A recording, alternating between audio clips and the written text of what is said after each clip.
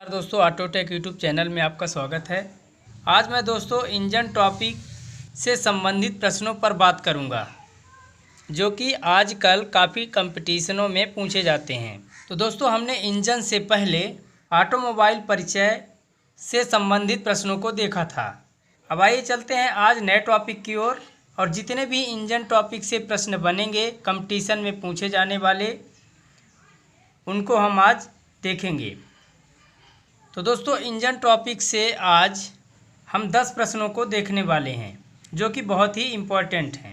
Topic में जाने से पहले दोस्तों हम आप लोगों से रिक्वेस्ट करते हैं कि अगर आप हमारे चैनल पर नए हैं तो प्लीज़ हमारे चैनल को सब्सक्राइब कर लीजिए व उसके बगल में बेल आइकन बटन को प्रेस कर लीजिए, ताकि हमारे आने वाले लेटेस्ट वीडियो का नोटिफिकेशन सबसे पहले आपको मिले।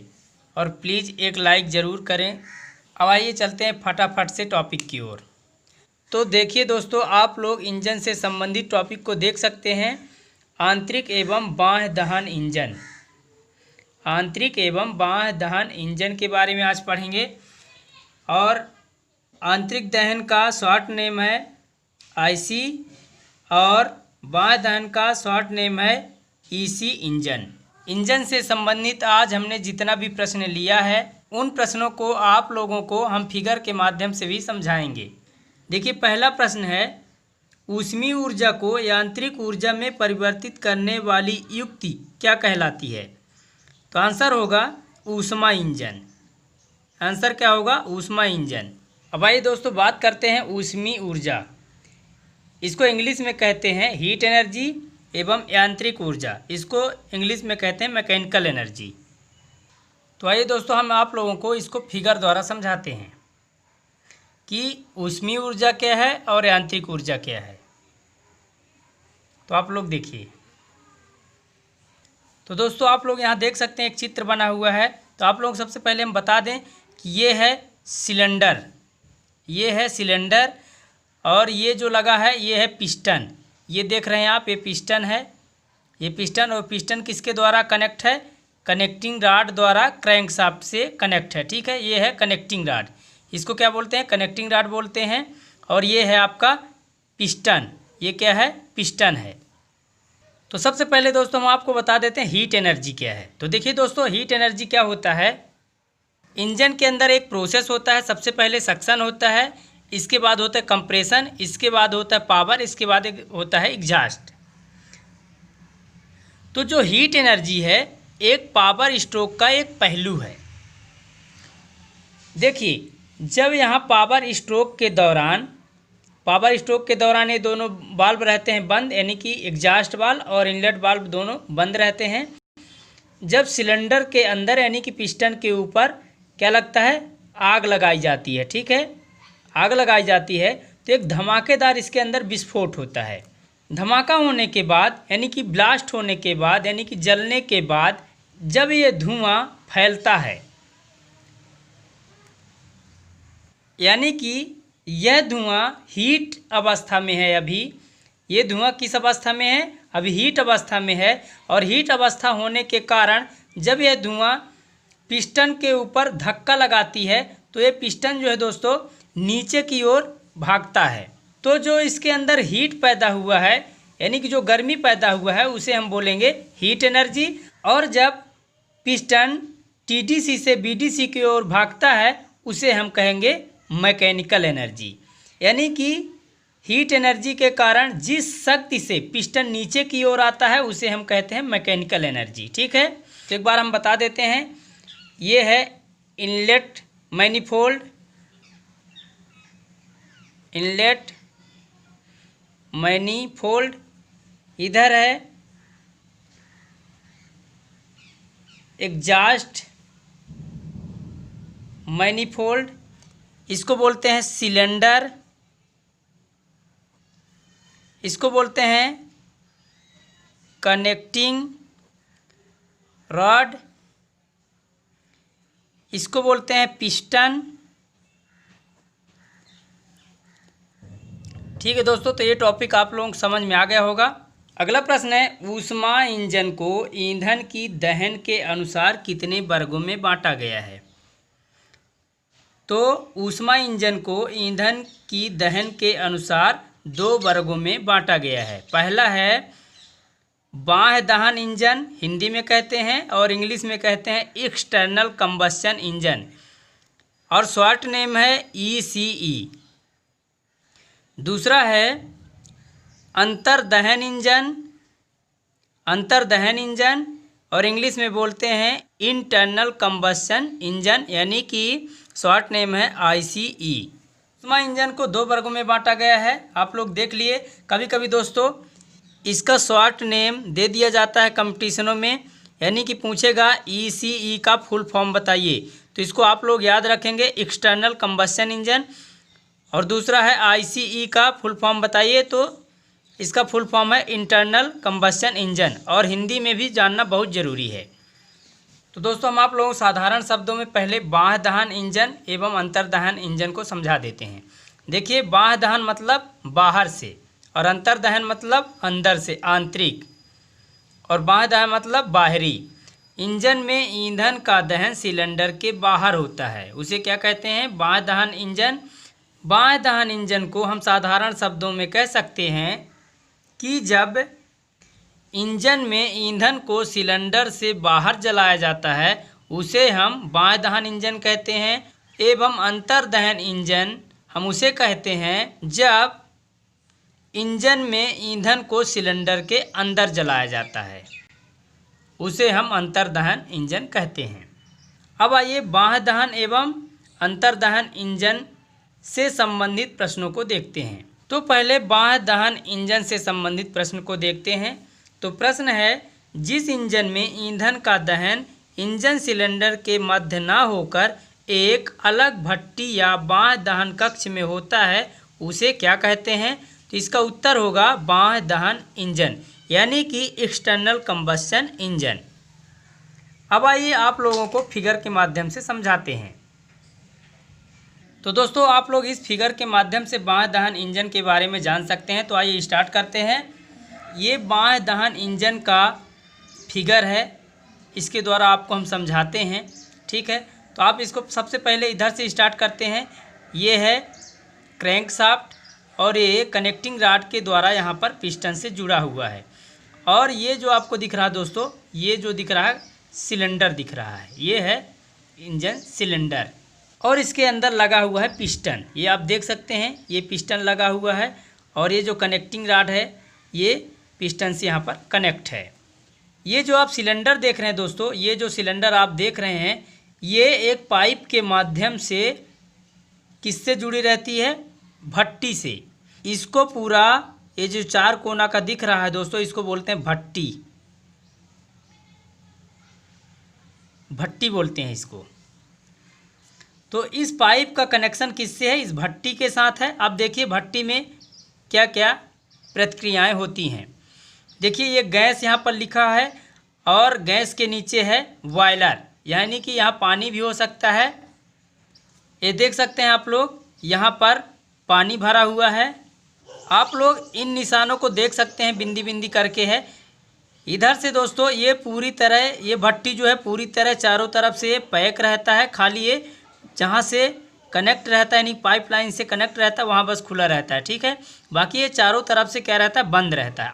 अब आइए दोस्तों इसका हम प्रोसेस जान लेते हैं कैसे कार्य करता है। अब देखिए, जब हम इस भट्टी को नीचे से गर्म करेंगे, टेम्परेचर देंगे, और यह पानी गर्म होने के कारण यह गैस का रूप ले लेगा, जिससे यह ताकत से इस पाइप के माध्यम से सिलेंडर के अंदर जाएगा। और जब ताकत यहाँ पर लगेगा दोस्तों, तो ये पिस्टन जो है, पिस्टन को यहाँ पर धक्का देगा, और धक्का देने पर दोस्तों ये पिस्टन की पोजीशन नीचे आ जाएगी, जिससे क्रैंकशाफ्ट जो है घूमना स्टार्ट हो जाएगा।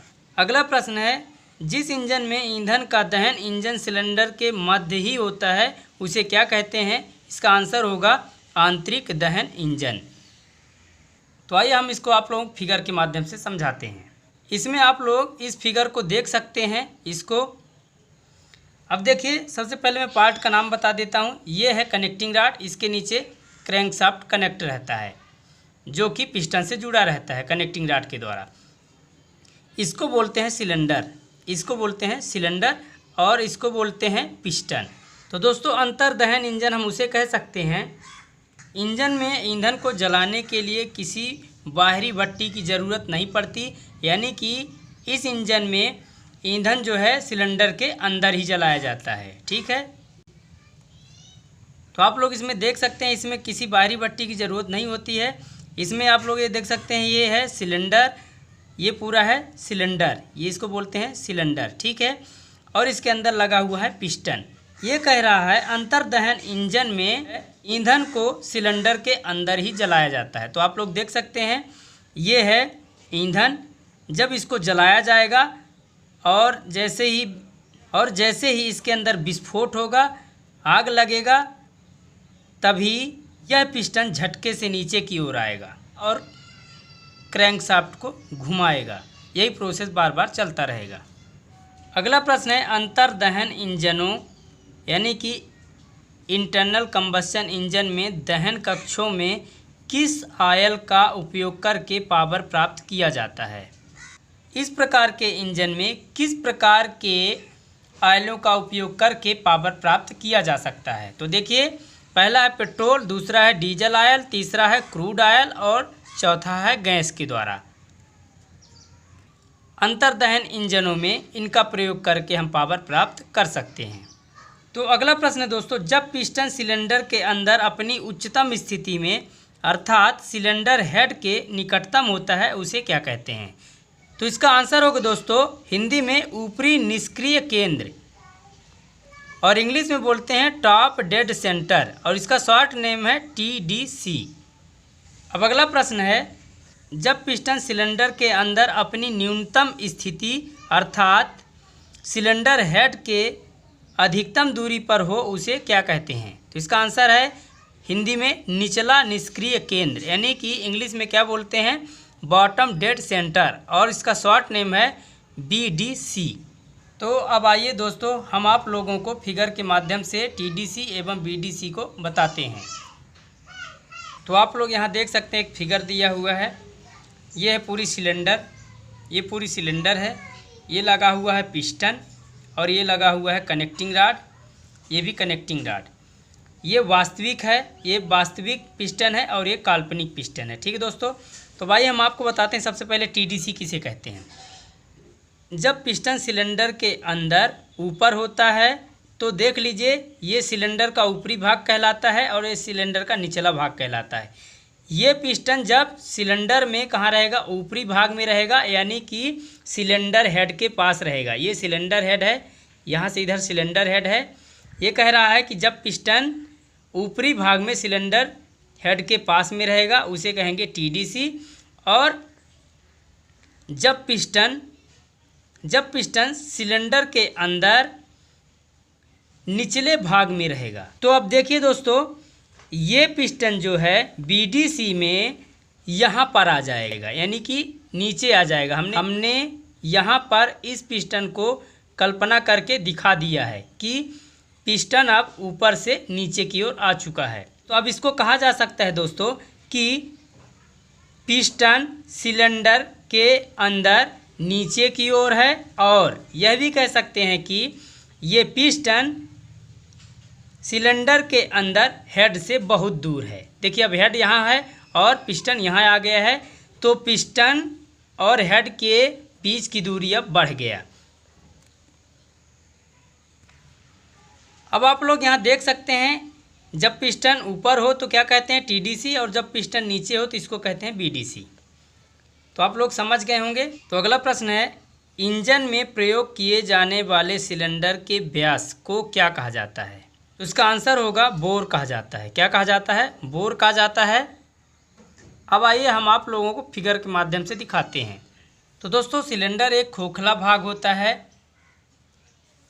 और इस खोखले भाग को आप लोग यहाँ देख सकते हैं, खोखला भाग है, ये जो है खोखला भाग है, और हम इसी खोखले भाग को कहते हैं बोर, यानी कि यहाँ से यहाँ तक की दूरी इसका क्या कहलाएगा? बोर। इसे हम बोर कहते हैं। आप लोगों को समझ में आ गया होगा।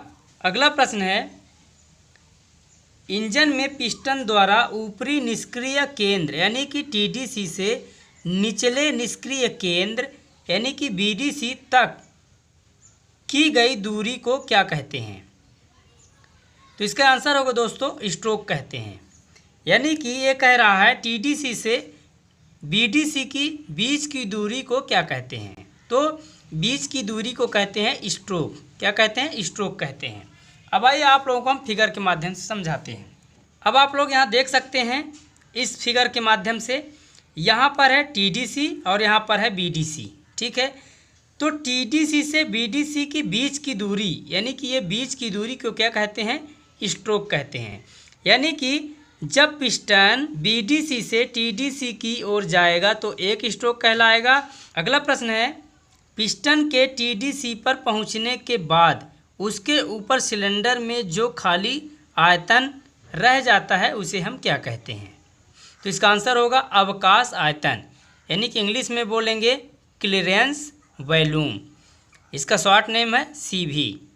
अब आइए आप लोगों को फिगर के माध्यम से समझाते हैं। तो आप लोग दोस्तों आप इस फिगर के माध्यम से देख सकते हैं, यहाँ पर लिखा है क्लीयरेंस वॉल्यूम, यानी कि पिस्टन के ऊपर जो खाली जगह है, पिस्टन के ऊपर जो खाली जगह है उसे हम क्या कहते हैं? क्लीयरेंस वॉल्यूम, यानी कि अवकाश आयतन।